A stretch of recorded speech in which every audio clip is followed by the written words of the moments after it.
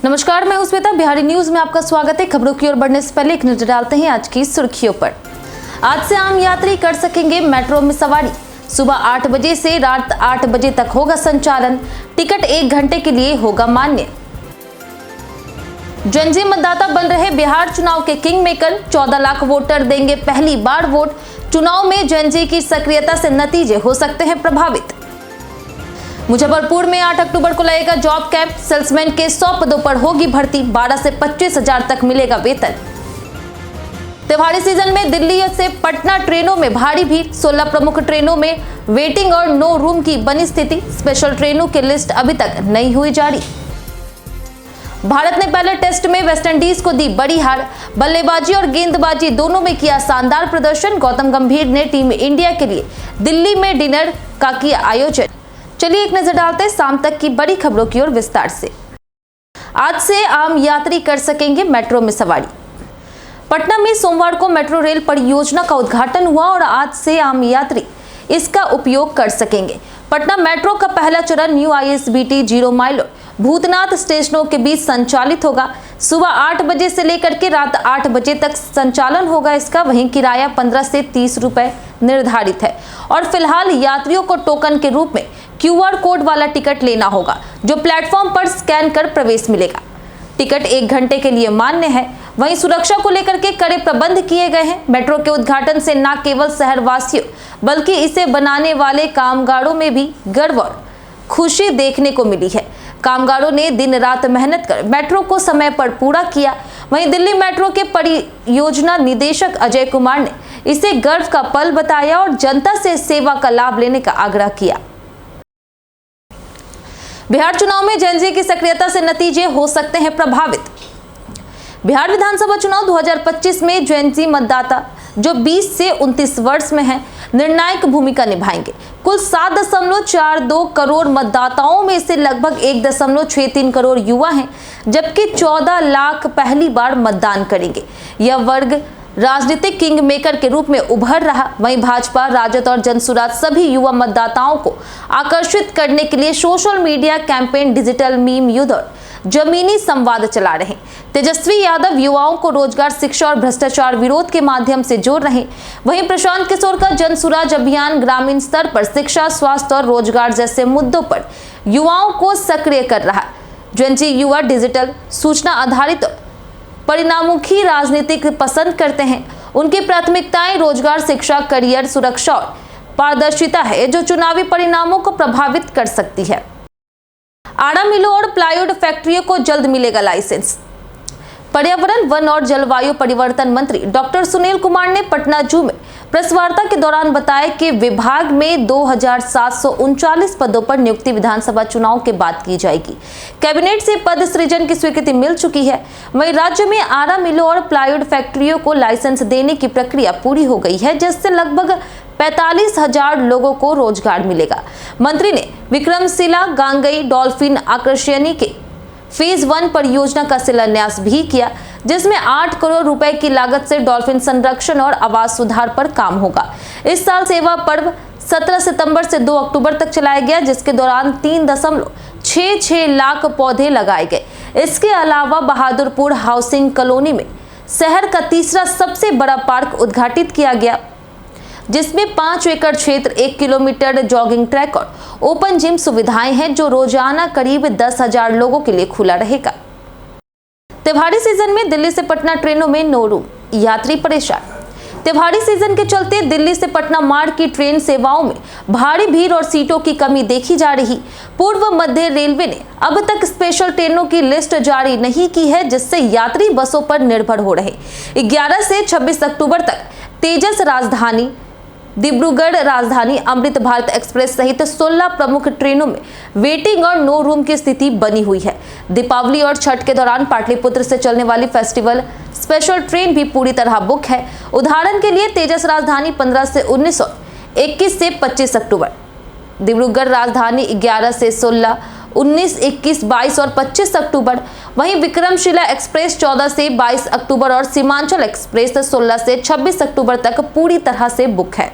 इसी तरह ब्रह्मपुत्र मेल, अमृत भारत, मगध, फड़का और अन्य एक्सप्रेस में भी कई दिनों के लिए सीटें अनुपलब्ध है, जिससे यात्रियों को अतिरिक्त प्लानिंग करनी पड़ रही। पूर्णिया एयरपोर्ट से 26 अक्टूबर से शुरू होगी हैदराबाद के लिए सीधी उड़ान। पूर्णिया एयरपोर्ट से नई उड़ान सेवा शुरू होने वाली है।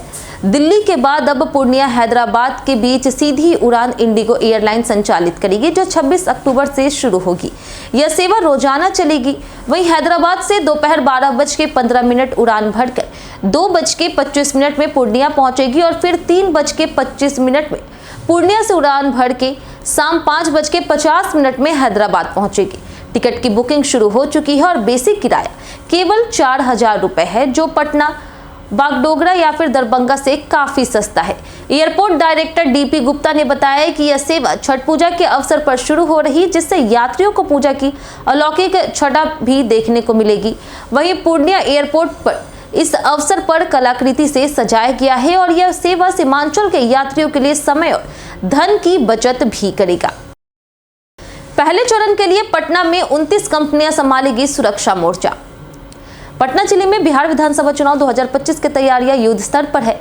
जिले की 14 विधानसभा सीटों पर पहले चरण का मतदान 6 नवंबर को होगा, जिसमें करीब 48 लाख मतदाता 5,665 बूथों पर अपने प्रतिनिधि चुनेंगे।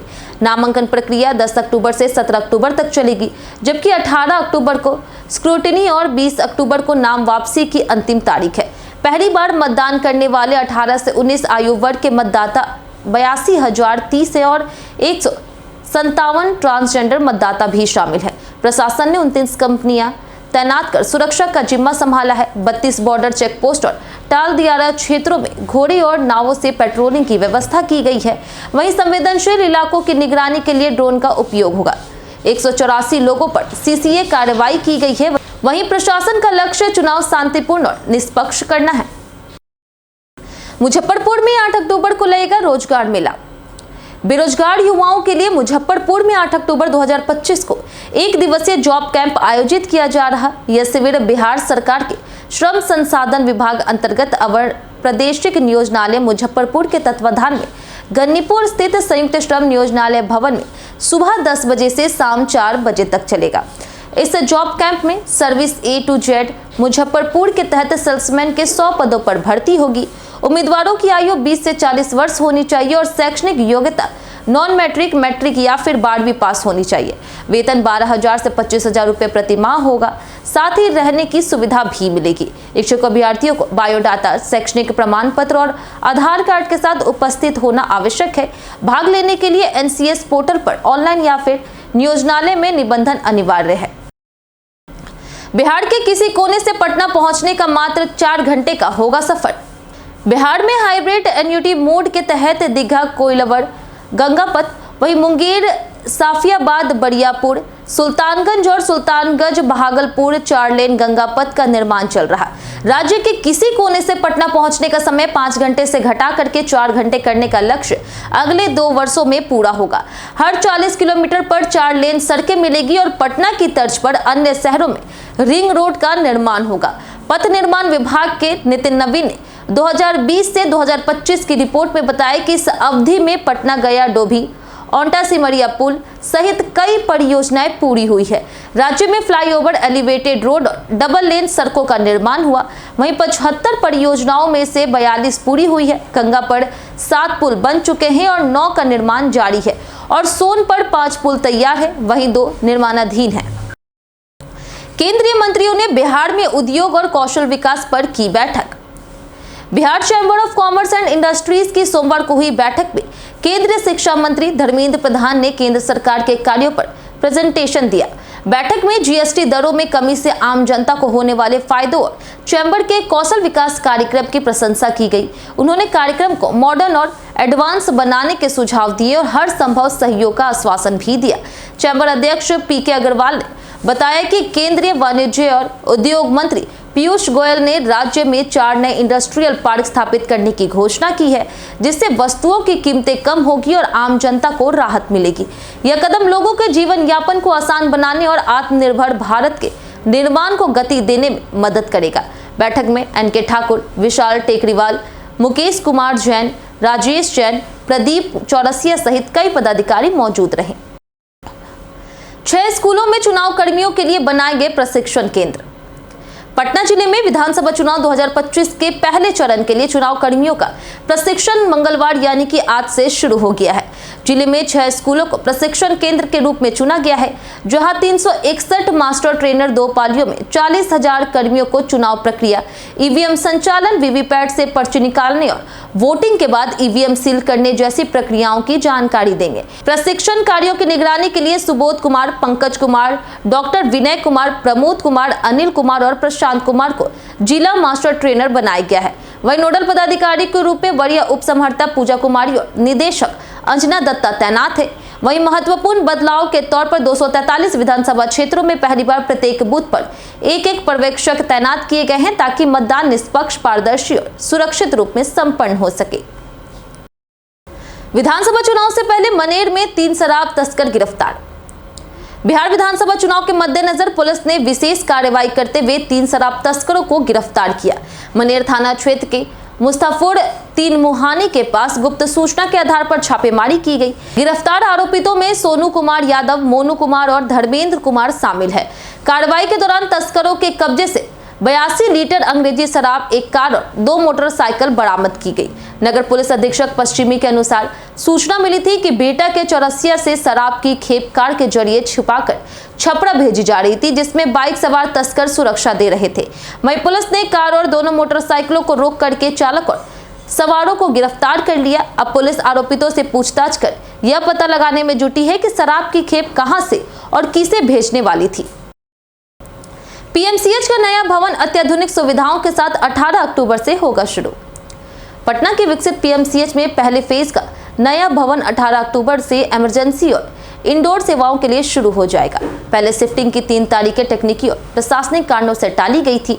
नया भवन अत्याधुनिक सुविधाओं से लैस है, जिसमें 65 automated ICU bed, 44 post ICU bed, 100 private room, 10 deluxe room, 2 suite room और हेलीपैड सुविधा शामिल है।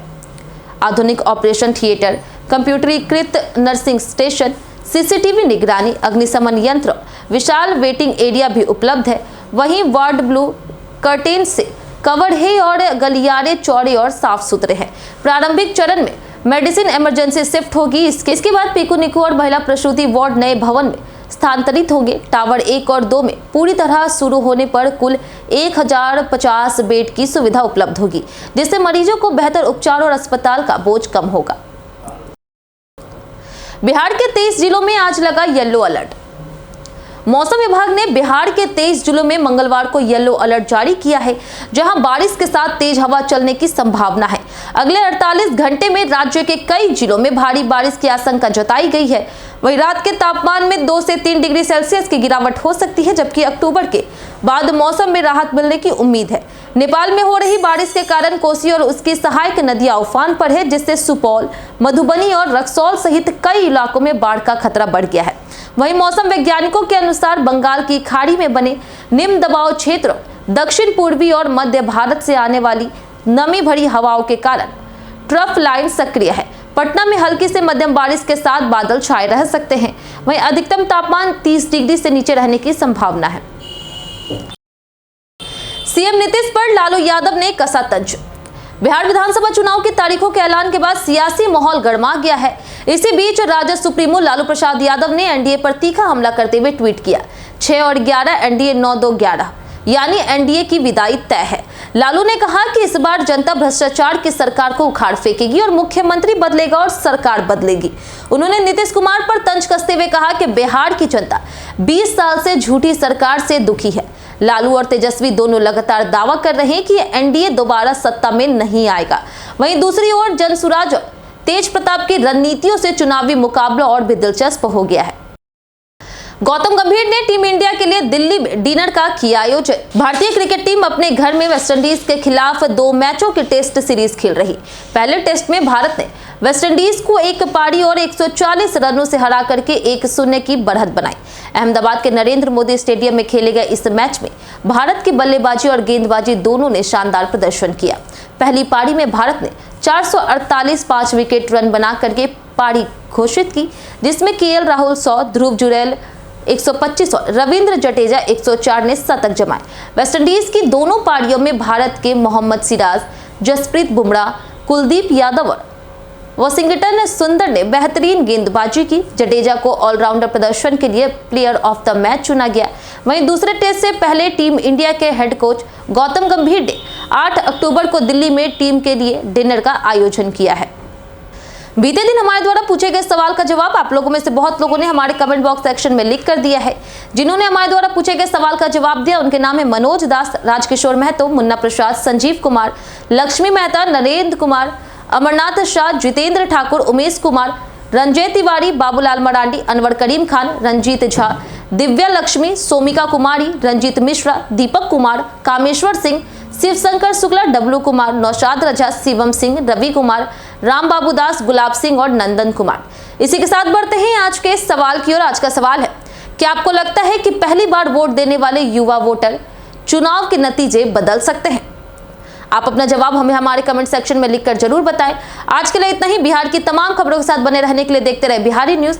और साथ ही अगर आप यूट्यूब चैनल पर देख रहे हैं तो चैनल को सब्सक्राइब करें और अगर आप फेसबुक पेज पर देख रहे हैं तो लाइक और फॉलो जरूर करें।